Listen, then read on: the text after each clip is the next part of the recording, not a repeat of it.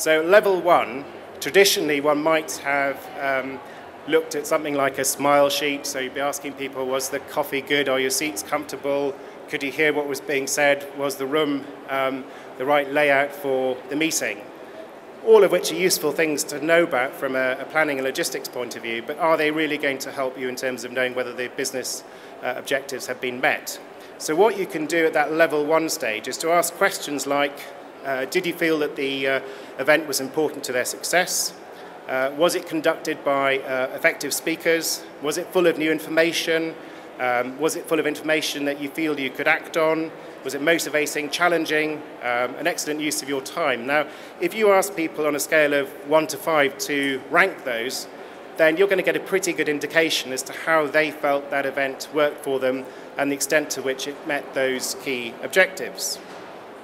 Now, what you do in terms of the evaluation there is to evaluate that on-site or immediately post the event through online evaluation surveys. And obviously you need to use all the techniques you can think of to make sure you get maximum response to what people are saying. The next level, level 2, and this is very specific to each event, and this is where you really do need to challenge the event stakeholders to say, what do you really, really want your delegates to learn from this event? What do you actually want them to know that they didn't know before that they're going to take away with them into your business?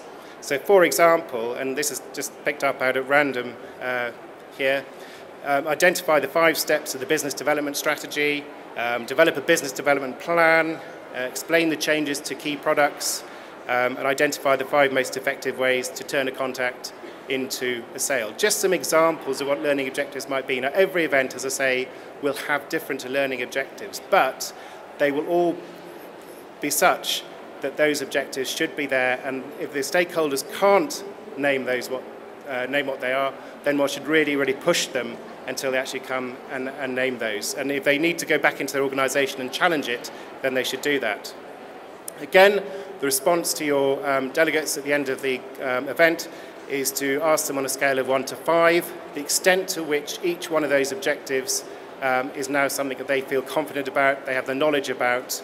And again, if you scored highly on that, you know that your speakers will have got their messages across, you know that the overall program will have got the messages across, and the event is working very well to meet the objectives that have been set.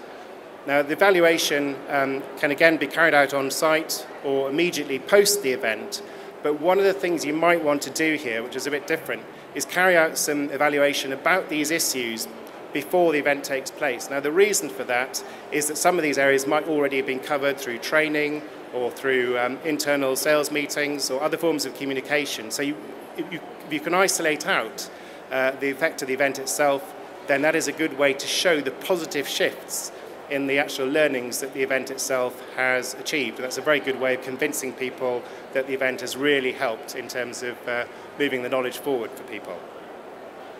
So the next level, application, is all about the attendees, the delegates, taking those learnings and applying them into their organisations. Now here, again, you have to set bespoke objectives. So for example, it could be that they have to have implemented a business development plan, contacted at least 10% of the customer base, made a random customer service check, and used their selling skills to turn a contact into a sale.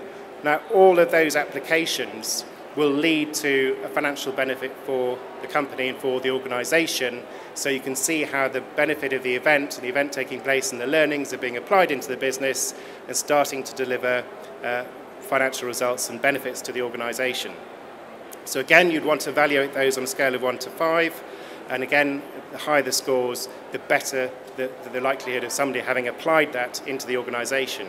Now, the key thing here is that the evaluation is carried out 3 months or even 6 months after the event. So you're really testing people to see whether they've actually recognised what was discussed, what was communicated at the event, and whether they've actually applied it into their organisations.